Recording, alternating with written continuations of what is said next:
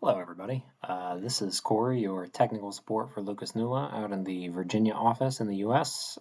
This video is going to be a walkthrough on navigating through LabSoft. So first we're going to go and we're going to jump right in. We're going to open up LabSoft with the icon here. First thing we'll have to do is log in. Most of us set a username without a password. If you have a password, obviously you'll have to put that in here. If you needed to create a new account, you could click on create new account and you could enter a username and password. Passwords are optional and we recommend leaving them blank. Definitely makes it easier to manage accounts. I'm going to go back to log in with existing account to get started. So it's going to bring up your dashboard here. I'm going to give you a little bit on the dashboard and then we're going to go into a course and I will tell you how to navigate around the courses. So your course, the tiles here are going to be all the courses that you have installed on your local PC. You will notice the progress bars here, and they will tell you how much of the course has been viewed, and the number of correct answers, and then the overall progress. You can hover over to get more details there. There's going to be a toggle up here at the top between dashboard and course. So it basically will bring you back and forth between whatever course you were last in and then your dashboard. Same with the Continue Now button right here. If you click Continue Now, it will bring you back into the course that you were last in on the slide that you were last on. So it saves your progress with wherever you were before. So what I will do is we'll start with this course here since I already have it open. And I'm going to kind of give you a walkthrough around looking through LabSoft from the view of a student. So if you were going through this single phase and three-phase transformers course, first on that first slide, you're going to see the name of the course and the course number right here. You'll see information about the authors of the course, and then our contact information for us in the Virginia office is here. So if you had any technical questions, you can give us a call at the phone number here. We can definitely help you through it. So the second slide is going to be the training objectives. So just kind of give you an overview of any of the course that you're in. You will typically have a material or equipment slide to follow, which is going to give you information on the specific training equipment that you will need to complete the experiments and the content in the course here. So just to give you kind of a breakdown on the actual screen layout, on your left side, as you can see, obviously, is your course like table of contents. Now it's broken down by these drop downs. You will see different icons based on what the course slide actually is. So your informational slides are going to look like this with a little piece of paper. The experiment slides are going to look like this, the clipboard with the little pen.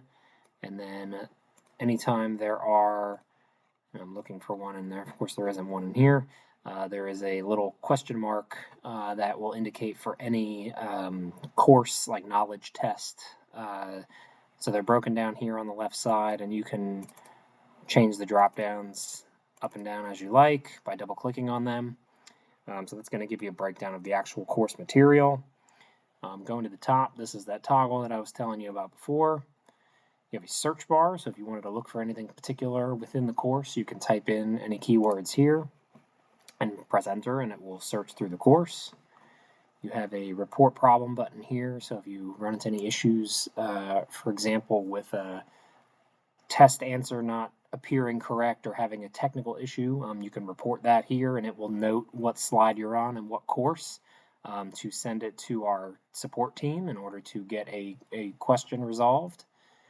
Shows your username here for whichever account you are logged into.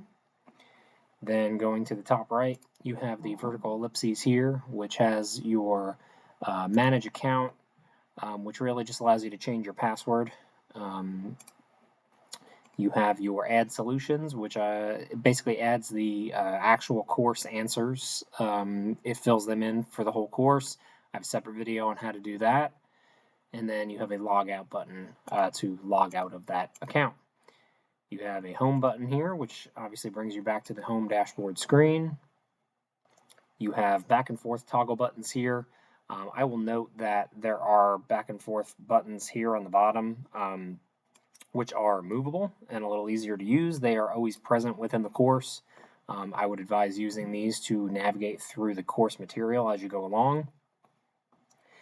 On your right side of the screen here, you will have, normally there's a number of icons here, and I'm actually going to go into a different course so that I can show that. Let's go into the diagnostics here. So here you're going to have, like, for example, your measuring devices, like your built-in voltmeter and oscilloscope. You have pulse generator, stuff like that. Then you have a tester, which is built in. It's a digital tester that is actually built into this particular course for automotive. That is going to be on the side as well. And then just some important icons on the right side here as we wrap this up. You have your settings. Now this is all a local version, so you won't have to change anything here. It has your language listed, which you can change here, and you can also change it right here. There's a language option there as well. You have a help box, which brings you up a couple of options, whether you have troubleshooting questions with the LabSoft software or the actual trainer interface, the battery tester in this example. You can click here and it will bring you up a little help navigation. If you did have any additional questions that you couldn't find here, feel free to email or call us, and we can definitely help you with that.